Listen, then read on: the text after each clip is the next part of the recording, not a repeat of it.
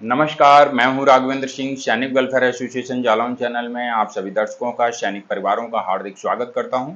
दोस्तों, आज के वीडियो के माध्यम से आप लोगों को ओआरओपी के विषय में कुछ एक विसंगति के बारे में बता देना चाहता हूं। हमारे बहुत से रक्षा पेंशनर्स अलग अलग टाइम पर व्हाट्सएप पर या यूट्यूब चैनल के कमेंट सेक्शन के माध्यम से अपनी इस आवाज को उठाते रहते हैं कि सर, मेरा रैंक अप होते हुए भी डाउन रैंक के बराबर पेंशन क्यों दी जाती है? क्या आपको भी डाउन रैंक के बराबर पेंशन मिल रही है? तो कमेंट सेक्शन के माध्यम से हमें बता सकते हैं। इसी की चर्चा आगे वीडियो में करूंगा। उससे पहले मेरी ओर से एक निवेदन है, छोटा सा निवेदन है। यदि अभी तक भी आपने चैनल को सब्सक्राइब नहीं किया है तो चैनल को सब्सक्राइब कर लीजिएगा, ताकि आपको ऐसे ही महत्वपूर्ण वीडियो के नोटिफिकेशन समय पर प्राप्त हो सकें। दोस्तों, हमारे चैनल के माध्यम से रक्षा पेंशनर्स की पेंशन संबंधी समस्याओं का भी समाधान करवाया जाता है। चलिए दोस्तों, बिना देरी के हुए वीडियो में आगे बढ़ता हूं। स्क्रीन के माध्यम से आप उस टेबल को देखिएगा। ये ओआरओपी 3 की टेबल नंबर 7 है, जो कि पिछले साल ही जारी की गई थी। यहां पर आप देख रहे हैं हवलदार की पेंशन और प्लस ऑनरी नायब सूबेदार की पेंशन के संबंध में।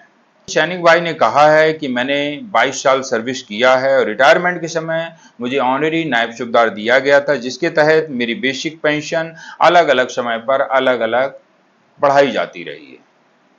अब जैसे ही वन रैंक वन पेंशन 3 आया, वन रैंक वन पेंशन में इनकी बेसिक को 24,763 रुपए किया गया, परंतु इनका कहना है कि 24,763 ऑनरी नायब सूबेदार की पेंशन है, तो यहां पर हवलदार की भी पेंशन, जिन्होंने 22 साल सर्विस किया है, उनकी भी 24,763 ही है। ऐसा क्यों? जब ऑनरी नायब सूबेदार की पेंशन और हवलदार की पेंशन में कोई फर्क ही नहीं है, तो ऑनरी नायब सूबेदार मिलने का क्या मतलब?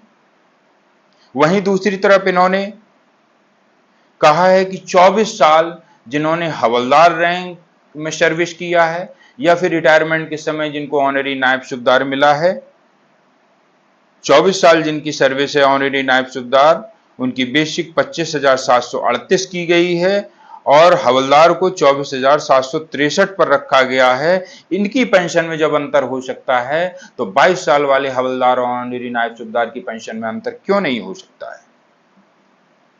एक और उदाहरण दिया है, 26 साल वाले हवलदार और ऑनरी नायब सूबेदार से जो रिटायर होते हैं, उनकी पेंशन में अंतर है।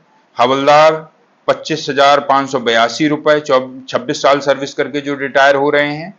उसके बाद में ऑनरी नायब सूबेदार जिन्होंने 26 साल किया है, उनकी 26,738।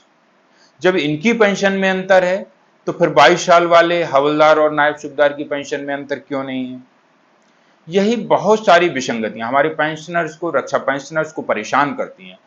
हमारा कोई भी रक्षा पेंशनर ये बिल्कुल नहीं कहता है कि उनकी पेंशन को बहुत अधिक बढ़ा दिया जाए, परंतु ये जरूर कहता है कि उनकी पेंशन में विसंगति नहीं होनी चाहिए।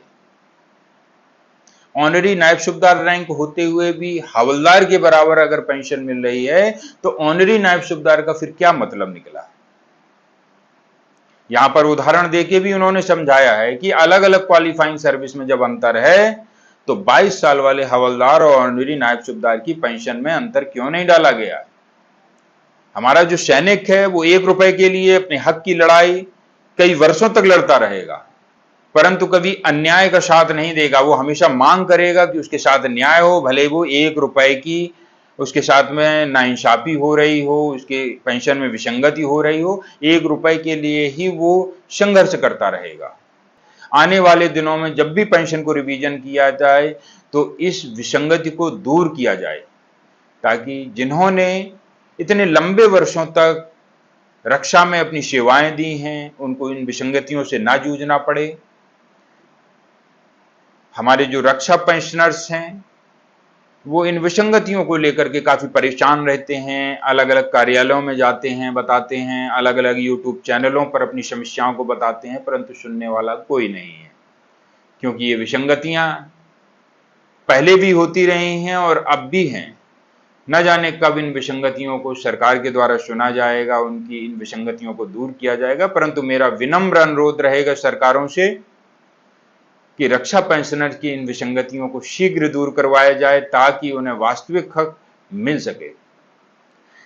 दोस्तों, हमारे चैनल के माध्यम से आप लोगों की पेंशन संबंधी समस्याओं के निराकरण भी करवाए जाते हैं। आपकी किसी भी प्रकार की यदि कोई समस्या है तो हमें कमेंट सेक्शन के माध्यम से बता सकते हैं। आपकी पेंशन संबंधी समस्या का समाधान 100% किया जाएगा। मैं यहाँ पर गारंटी तो नहीं देता हूँ, परंतु प्रयास अवश्य करूंगा और आपकी पेंशन में संशोधन अवश्य दिलवाऊंगा।